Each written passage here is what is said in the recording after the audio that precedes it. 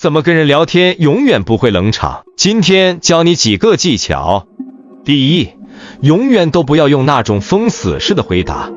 冷场80%是因為一句話把路堵死了。錯誤示範。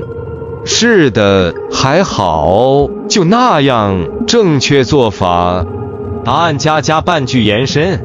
是的，而且最近变化挺明顯的。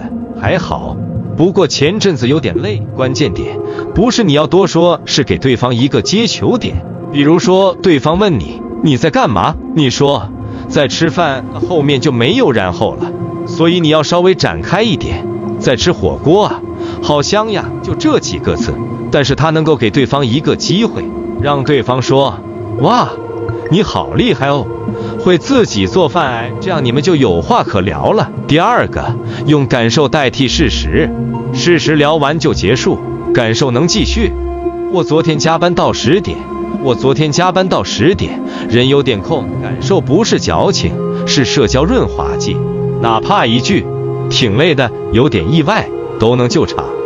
比如說对方跟你講了一個段子，很好笑，但你自己沒有笑出來，這時候你不能說不好笑，而是要說太搞笑了，我都快笑岔氣了。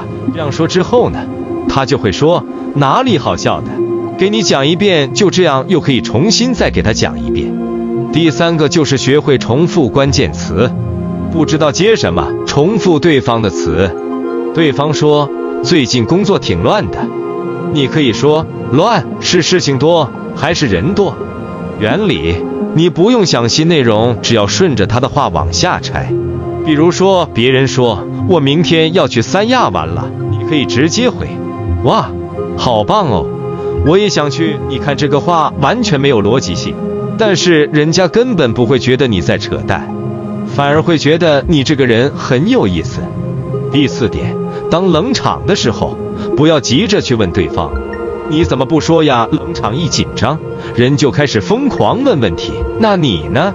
然後呢？換成描述，聽起來那段時間不太輕鬆，這個點說這個其實挺真實的。描述等於理解感，對方自然會繼續說。這個時候你越着急，越沒有人理你，你要用輕描述來打開這個話題。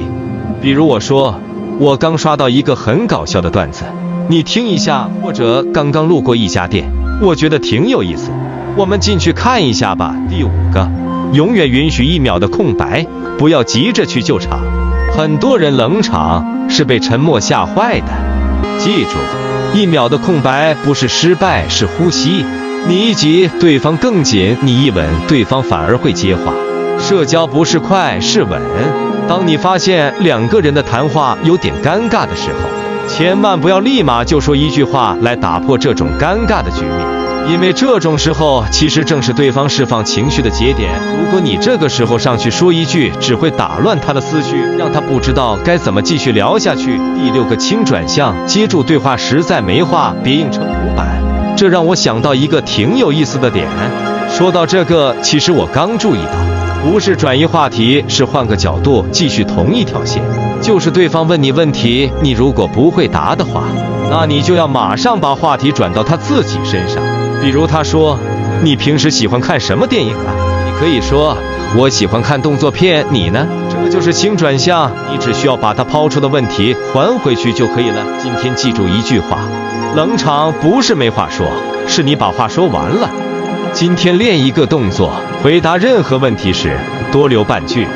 明天 Day 3我們講為什麼你說話沒錯卻總被忽略。記住這6點，再也不怕跟任何人聊天冷場。如果你喜歡這期內容，別忘了訂閱我的頻道並點亮小鈴鐺。本頻道主要分享人際交往、親子關係、戀愛關係之間的處理方法，並且每周1、3、5都會更新視頻。謝謝大家的觀看。